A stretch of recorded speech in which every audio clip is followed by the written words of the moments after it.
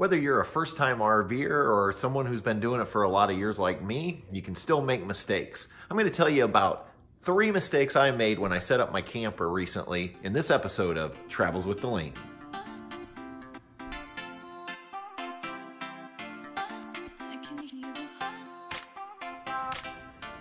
Welcome back, everyone. Before we start this week's episode, if you haven't subscribed, go ahead and hit the subscribe button and also hit the little bell beside of it so you get notified each time we upload a new video.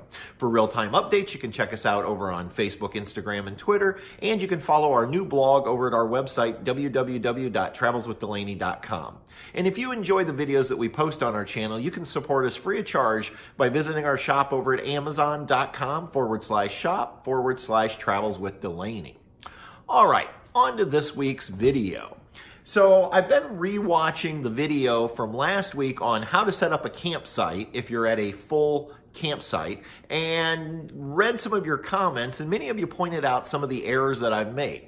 So regardless of whether you're a newbie or you've been doing this for 13 years like myself, you can still periodically make mistakes when setting up your camper. So I thought we'd go ahead and take this week's video to look at some of those mistakes that I've made and how we should correct them going forward. All right, let's start with mistake number 1, which occurred when I was backing the trailer up. What I forgot to do was get out and take the sway bar off. Now, the reason you want to remove your sway bar before you start backing in is because if you have to make a really hard turn into your campsite, it's very possible that you could actually bend your sway bar and ruin it. So even though sway bars themselves are not that expensive, usually under $100, we still don't want to run the risk of damaging the sway bar or potentially something else. So the easiest solution is, before you go to back in your trailer, jump out of your vehicle, undo your sway bar, and then begin backing in.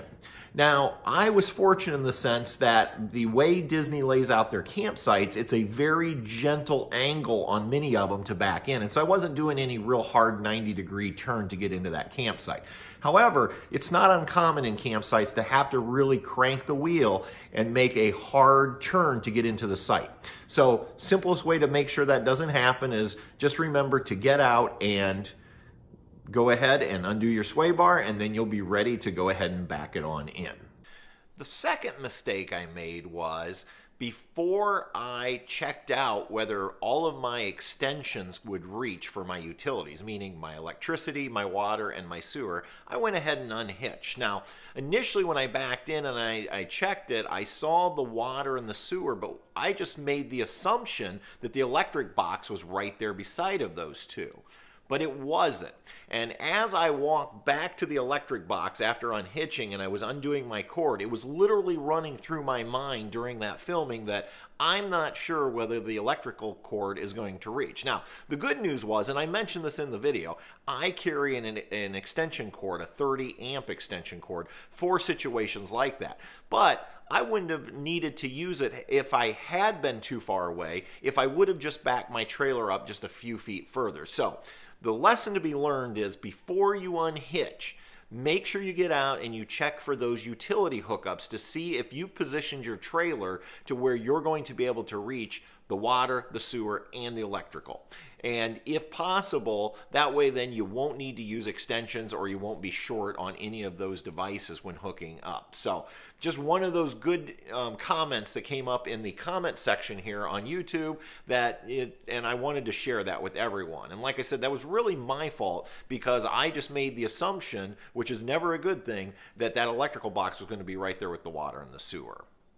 All right, now let's move on to the final mistake, and this was the granddaddy of them all. It's the one that got the most comments on our YouTube page, and that was that I began hooking up the sewer system and actually went through the entire process with my bare hands. Now, I knew it. The minute I started doing it, I knew in my head that I was going to get tons of comments, and I probably should have just stopped and went and grabbed my gloves. I actually carry disposable rubber gloves for working with our sewer. But at that point, I just wanted to keep the film running and get done because we had a very limited amount of time at Fort Wilderness Campground, and at $170 a night, I wanted to enjoy every minute. But the truth is, it's very unsafe and sanitary to be working with sewage with your bare hands. And so immediately upon ending our filming of that session, I went in and scrubbed my hands and sanitize them just to make sure. So the lesson to be learned is whenever you're going to be working with your sewer hose, or anything, whether it's black tank, gray tank, or both, because even when they're tied together like that, even if you're only dealing with the gray, there's always the possibility that there could be some black stuck in there. And remember, it did come through that single outlet. So use a pair of rubber gloves, and that way you want to keep yourself safe and healthy so that you can continue to be camping. So those were the 3 big mistakes that I made during that video. Now, we did have a couple commenters comment that I shouldn't rush so much, that I should really enjoy the process of camping and not worry about getting everything set up right at first. And quite honestly, in a normal setup, I don't go quite as fast. I take my time, I enjoy what I'm doing, and enjoy the surroundings around me. But for video purposes, we wanted to make sure it was a short 20-minute or less video, and that's why it looked like I was really running around there at a fairly quick pace to get set up. All right, hopefully I've corrected my mistakes, and in the future, I'm pretty sure I won't forget these 3. Now, don't worry if you make mistakes. As you can see, I've been doing this a long time, and I'm still making mistakes, and it's okay. The key is we learn from our mistakes, and then we get better and we go on. All right, why don't you tell me about the mistakes you've made when you've set up your camper down in the comment section below. And if you have any questions, feel free to reach out to us. Until next time, everybody, we'll see you on down the road. Good night.